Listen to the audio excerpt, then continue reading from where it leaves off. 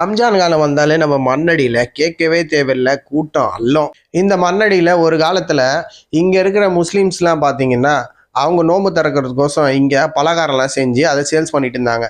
இப்ப பாத்தீங்கன்னா ஊர்ல இருக்கிற எல்லாரும் இங்க வந்து தான் சாப்பிட்றாங்க. ஏன்னா நம்ம ஃபுட் பிளாகர்ஸ் பாத்தீங்கன்னா அந்த அளவுக்கு இந்த இடத்த பிரபலமாக்கி விட்டாங்க. அப்படி என்னதான் இருக்கு இந்த அங்கப்பன் நாயக்கன் தெருல?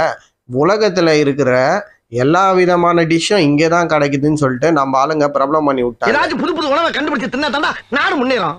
அதை செய்ய பாருங்க. அப்படிதான் இங்க இருக்கக்கூடிய ஒரு கடையில விதவிதமான புது புது ஸ்நாக்ஸா வந்து போட ஆரம்பிச்சாங்க.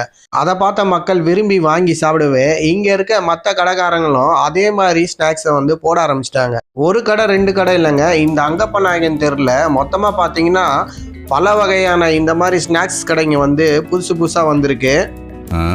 கொஞ்சம் அட்ஜஸ்ட் பண்ணிக்கோ. ஓகே, ஐ அம் அட்ஜஸ்ட். இங்க 10 ரூபாய் சமோசால இருந்து 70 ரூபாய் 80 ரூபாய் வரைக்கும்